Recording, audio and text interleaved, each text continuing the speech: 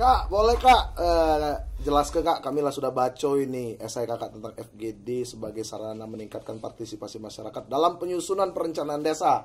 Boleh jelaskan dikit Kak sama kami Kak. Oke, FGD itu fokus grup diskusi ya. Diskusi santai tapi tematik, terarah dengan konsep yang pengen dibahas apa.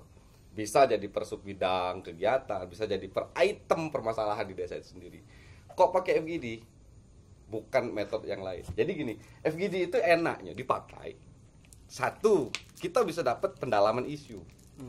Pendalaman isu dari permasalahan. Kenapa? Karena ketika kita ngobrol diskusi, ngobrol santai, kita bisa lihat interaksi dari masing-masing peserta.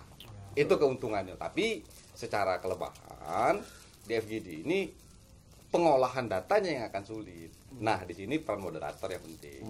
Jadi harus ada moderator yang memang mampu memanage jalannya diskusi sehingga tidak terlalu melebar, tidak terlalu jauh. Dan syarat utama dari FGD atau ngobrol santai terarah itu homogen. Jadi harus ya kalau di desa nih ya, karena memang basisnya perencanaan desa, lebih ke perpat di desa itu sendiri. Misalnya kita ingin bahas sektor pertanian.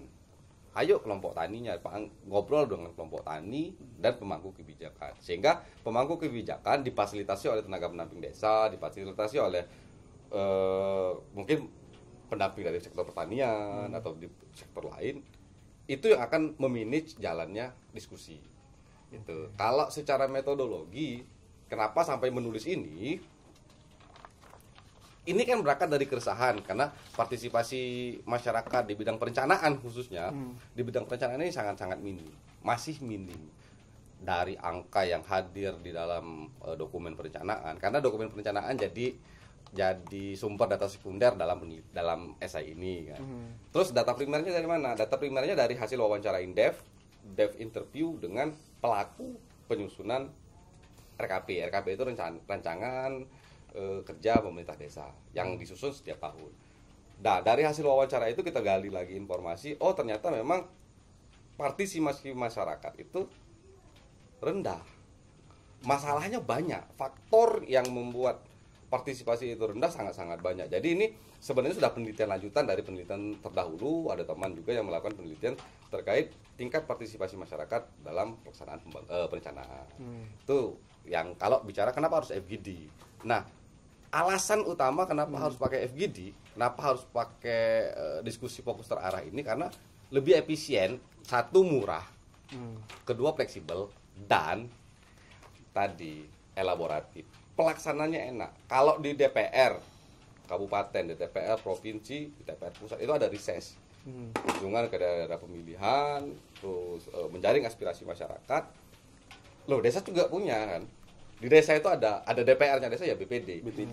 Dipilih mewakili wilayah iya, mewakili kelompok perempuan iya. Betul. Artinya dari sini kita sudah lihat, kita sudah bisa menggambarkan oh iya BPD dari kampung A misalnya. Dia akan mengeneralisir atau membuat homogen satu kelompok dalam pencarian informasi seperti itu.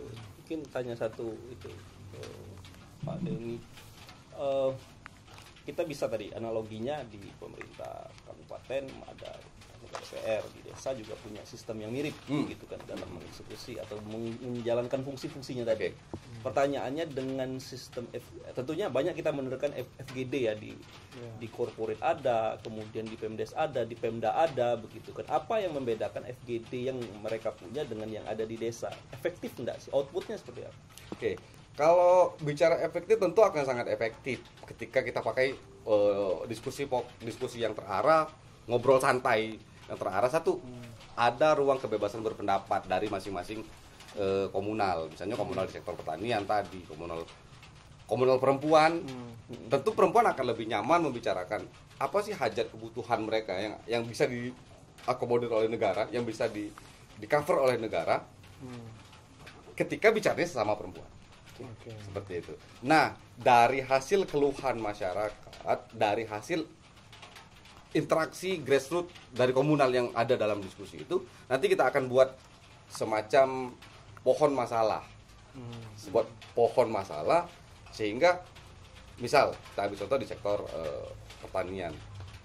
Karena mungkin saya ambil sektor pertanian, muara ini masih 50-50 ya, pertanian dengan industri. Jadi di sektor pertanian misalnya permasalahannya A, latar belakangnya A, harapan outputnya A. Nah, dari pohon masalah ini menjadi satu kesatuan yang nantinya diterjemahkan dalam bentuk usulan masyarakat. Nah, ini yang akan dimuat ke dalam proses perencanaan di desa yang disusun setiap tahun. Kompatibel, pasti akan sangat kompatibel, tapi memang merubah kesadaran kolektif.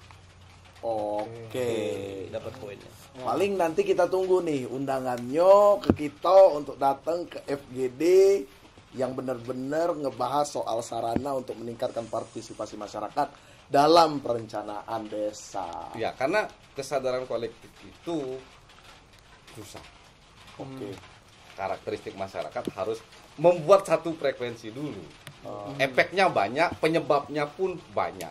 Dan FGD bisa jadi jalan keluar. FGD menjadi salah satu sarana, jadi jalan keluar lah untuk peningkatan partisipasi masyarakat dengan tadi membuat kelompok-kelompok kecil di desa, dicari keluhannya, dibukukan dalam satu bentuk narasi perencanaan yang memuat akar masalahnya apa, kemudian solusi dari permasalahan itu apa, output dari permasalahan itu ketika diselesaikan dengan solusi yang tepat menjadi tepat. Oke, thank you Kang Denny.